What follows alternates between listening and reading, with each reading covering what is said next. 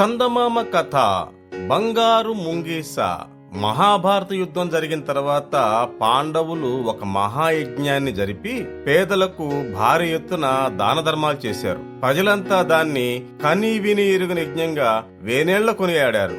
యజ్ఞం అంతా పరిసమాప్తి అయిన తర్వాత ఒక ముంగీస ఆ యజ్ఞవాటికలోకి ప్రవేశించింది. దాని శరీరం సగభాగం బంగారు రంగులో, సగభాగం గోధుమ రంగులో ఉంది. అది తన చుట్టూ ఉన్న వాళ్ళను ఉద్దేశించి మాట్లాడింది. మీరు ఒట్టి అబద్ధం చెబుతున్నారు, ఇది అసలు యాగమే కాదు అన్నది. ఏమిటి, ఇది యాగమే కాదా? ఈ యాగంలో భాగంగా లెక్కలేనంత ధనం, ఆభరణాలు దానం చేశారు. ప్రజలంతా సంతోషంగా ఉన్నారు. ఇది ఖచ్చితంగా మానవ జాతి చరిత్రలోనే ఒక మహాయజ్ఞం అన్నారు చుట్టూ ఉన్నవారంతా. దానికి సమాధానంగా ఆ ముంగీస ఈ కథ చెప్పింది. ఒకానొక ఊళ్ళో ఒక పేద బ్రాహ్మణుడు తన భార్య, కొడుకు, కోడలితో కలిసి జీవిస్తూ ఉండేవాడు. ప్రవచనాల ద్వారా, బోధనల ద్వారా వచ్చే కానుకలే వారికి జీవనాధారం. అలా ఉండగా ఆ ప్రాంతంలో 3 ఏళ్ల పాటు ఒక భయంకరమైన కరువు వచ్చింది.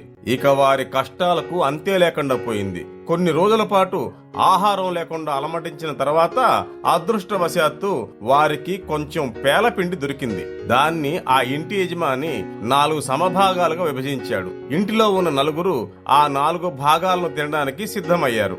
ఇంతలో ఎవరో తలుపు తట్టిన చప్పుడైంది. వెళ్లి తలుపు తీశాడు. ఎదురుగా ఒక అతిథి నిల్చునున్నాడు.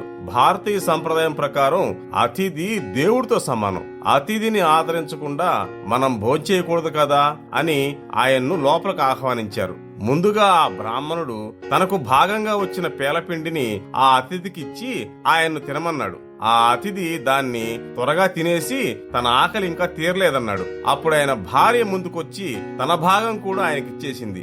అయినా ఆ అతిథికి ఆకలి తీరలేదు. చివరగా ఆ బ్రాహ్మణుడి కొడుకు, కోడలు కూడా తమ భాగాల్ని ఆయనకిచ్చేశారు. ఆయన సంతృప్తిగా తిని వాళ్ళని ఆశీర్వదించి వెళ్లిపోయాడు.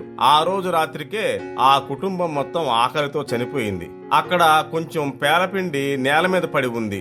దాని మీద పడి నేను దొరలగానే మీరు చూస్తున్నట్టుగా నాలోని సగభాగం బంగారం అయిపోయింది. అదిగో అప్పటి నుంచి అలాంటి దానాన్ని, అలాంటి యజ్ఞాన్ని చూడాలని ప్రపంచమంతా తిరుగుతున్నాను.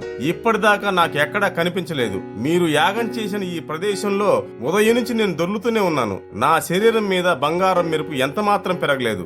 అందుకనే నేను దీన్ని యాగమే కాదని అన్నాను అంది ఆ ముంగీస.